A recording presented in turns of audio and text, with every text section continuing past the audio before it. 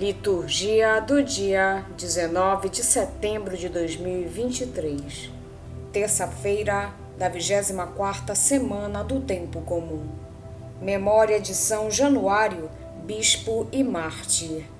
Primeira leitura. Leitura da primeira carta de São Paulo a Timóteo.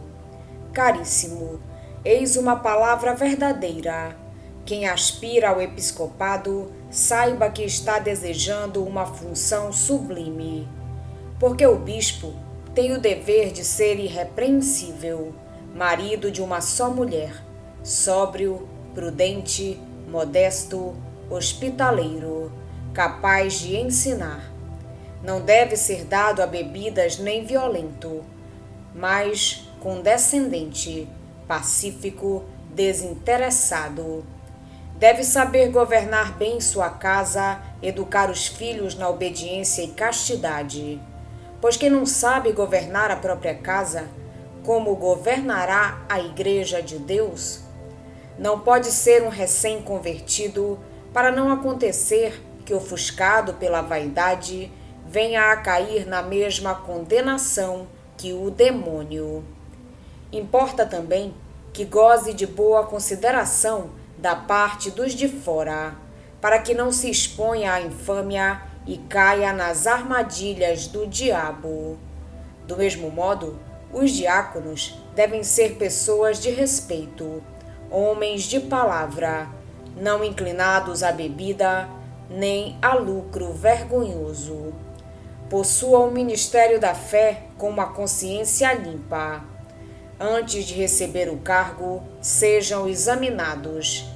Se forem considerados dignos, poderão exercer o ministério. Também as mulheres devem ser honradas sem difamação, mas sóbrias e fiéis em tudo. Os diáconos sejam maridos de uma só mulher e saibam dirigir bem os seus filhos e a sua própria casa. Pois os que exercem bem o ministério recebem uma posição de estima e muita liberdade para falar da fé em Cristo Jesus. Palavra do Senhor. Graças a Deus. Salmo responsorial é o de número 100. Viverei na pureza do meu coração. Eu quero cantar o amor e a justiça, cantar os meus hinos a vós, ó Senhor. Desejo trilhar o caminho do bem, mas quando vireis até mim, ó Senhor, viverei na pureza do meu coração. Viverei na pureza do meu coração, no meio de toda a minha família. Diante dos olhos eu nunca terei qualquer coisa má, injustiça ou pecado. Viverei na pureza do meu coração. Farei que se cale diante de mim quem é falso e às ocultas difama seu próximo. O coração orgulhoso, o olhar arrogante, não vou suportar e não quero nem ver. Viverei na pureza do meu coração. Aos fiéis desta terra eu volto meus olhos, que eles estejam bem perto de mim. Aquele que vive fazendo o bem será meu ministro, será meu amigo. Viverei na pureza do meu coração. Evangelho de Jesus Cristo segundo São Lucas. Naquele tempo, Jesus dirigiu-se a uma cidade chamada Naim. Com ele iam seus discípulos e uma grande multidão. Quando chegou à porta da cidade, eis que levavam um defunto, filho único, e sua mãe era viúva. Grande multidão da cidade a acompanhava. Ao vê-la, o Senhor sentiu compaixão para com ela e lhe disse: Não chores. Aproximou-se, tocou o caixão e os que o carregavam pararam. Então Jesus disse: Jovem, eu te ordeno, levanta-te. O que estava morto sentou-se e começou a falar. E Jesus o entregou à sua mãe. Todos ficaram com muito medo e glorificavam a Deus, dizendo: um grande profeta apareceu entre nós e Deus veio visitar o seu povo. E a notícia do fato espalhou-se pela Judéia inteira e por toda a redondeza. Palavra da salvação. Glória a vós, Senhor. A palavra bispo, episcopos, na literatura grega, indica um tipo de custódia responsabilizada que tinha lugar em diferentes ocasiões e por diversos motivos. Como podemos deduzir do discurso de Paulo, referido em Atos 20 e 28, no Novo Testamento, não há uma distinção nítida entre bispo e presbítero, mas há uma clara vinculação entre a função episcopal e a noção de pastor. Na primeira epístola de Pedro, capítulo 2, 25, Cristo é chamado pastor e guarda dos membros da comunidade. Os missionários que se deslocavam de um lugar para o outro nunca eram chamados bispos.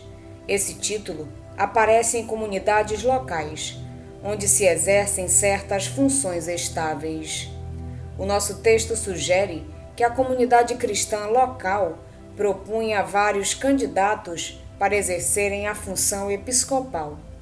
Trabalhar pela própria candidatura também não era considerado mal, não sendo ainda um ofício ambicionado, porque ainda não estava ligado a honras e a certos interesses, como mais tarde veio a acontecer durante séculos. Propor-se para o episcopado era sinal de disponibilidade.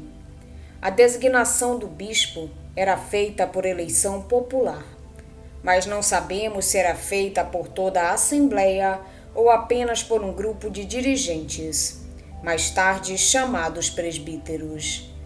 No texto que escutamos, Paulo fala a Timóteo das qualidades que o bispo deve ter para bem governar, servir e administrar a igreja. Que o bispo seja marido de uma só mulher significa que, se for casado, não o seja em segundas núpcias. É o mesmo que se exigia à candidata ao grupo das viúvas que tenha sido esposa de um só marido.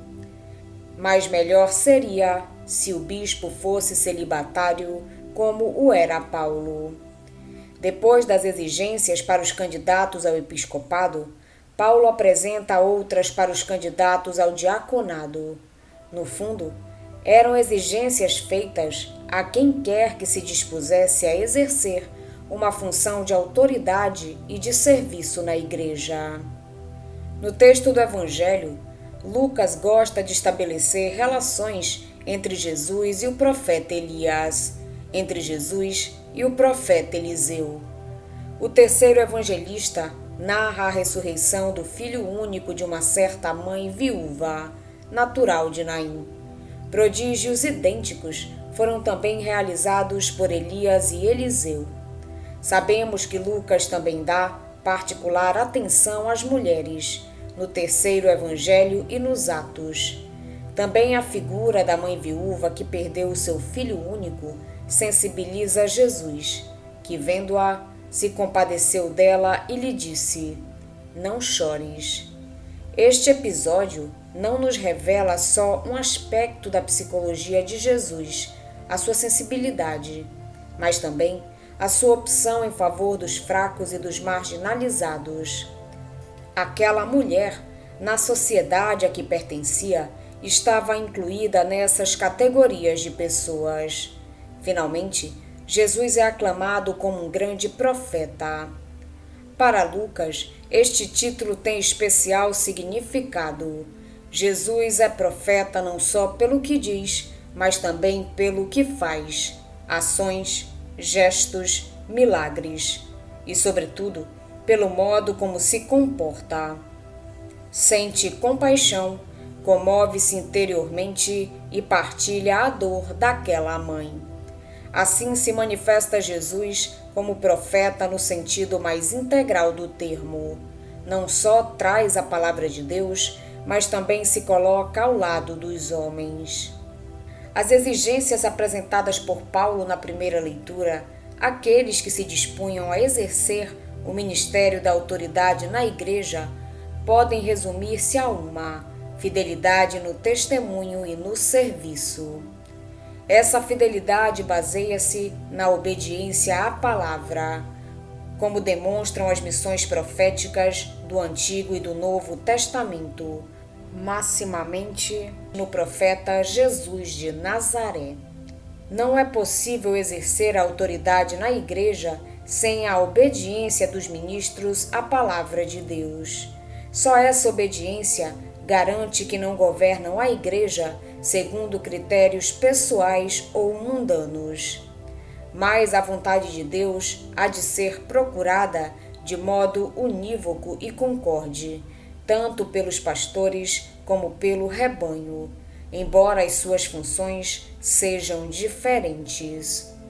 O episódio da ressurreição do filho da viúva de Naim revela-nos duas atitudes de Jesus: a sua compaixão e o milagre que realiza. Somos naturalmente levados a dar maior importância ao milagre, mas a compaixão de Jesus é algo de muito maior e mais importante. Revela-nos o coração de Jesus, capaz de sentir os nossos sofrimentos, de sofrer conosco. O Senhor compadeceu-se dela. Esta compaixão levou-o a atuar. Dirigindo-se à mulher, disse-lhe: "Não chores." E aproximando-se, tocou no caixão e disse: "Jovem, eu te ordeno, levanta-te." E entregou-o à sua mãe. Ao ver o sucedido, a multidão exclamou como tinham exclamado os que verificaram a ressurreição do filho da viúva de Sarepta: "Surgiu entre nós um grande profeta." Jesus é um grande profeta, como Elias, como Eliseu, mas revelar-se-á muito mais do que profeta. No nosso texto, Lucas chama a Jesus Senhor. É a primeira vez que o faz, depois dos relatos do nascimento. A vitória sobre a morte começa a manifestar Jesus como Senhor, Senhor de todas as coisas, Senhor da vida e da morte. Este episódio tem um claro sentido messiânico. Apenas Lucas refere este milagre, que evidencia a ternura de Jesus para com os humildes e pobres, como tantos outros textos do Evangelho lucano, onde particularmente resplandece a misericórdia divina.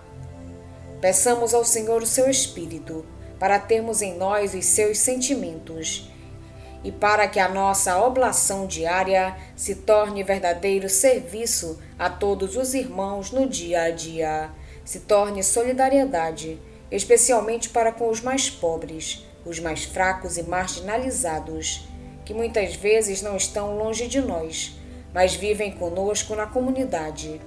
Se torne irradiação de caridade, de alegria e paz, de paciência, bondade, benevolência, de mansidão, humildade, ternura, de misericórdia, perdão, reconciliação nos corações de cada uma das pessoas e das comunidades.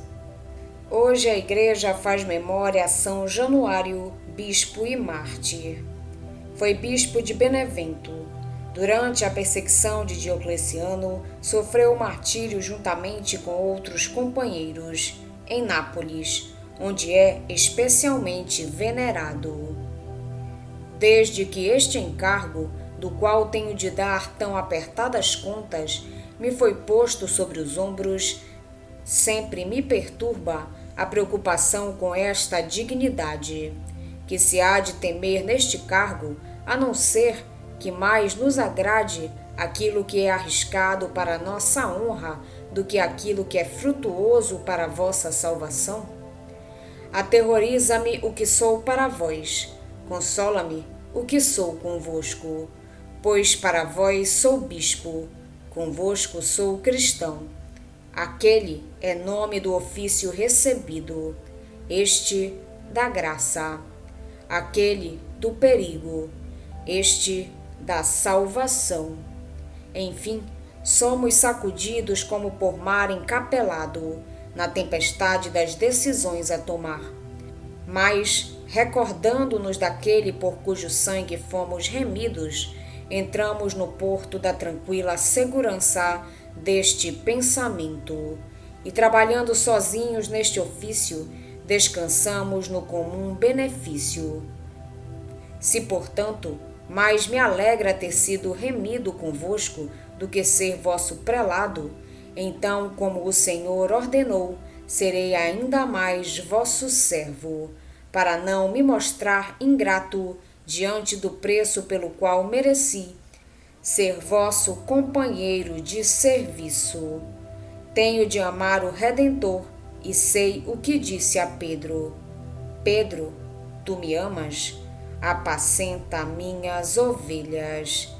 E isto uma vez, duas vezes, três vezes. Questionava-se o amor e impunha-se o trabalho, porque onde é maior o amor, menor o trabalho. Dos Sermões de Santo Agostinho, Bispo. Vamos pedir a Deus que nos auxilie no dia de hoje, para que possamos permanecer na sua santa vontade. Pedimos também a intercessão da Virgem Maria, de São Januário e todos os anjos e santos de Deus. Pai nosso que estais nos céus, santificado seja o vosso nome. Venha a nós o vosso reino, seja feita a vossa vontade, assim na terra como no céu. O pão nosso de cada dia nos dai hoje. Perdoai-nos as nossas ofensas, assim como nós perdoamos a quem nos tem ofendido.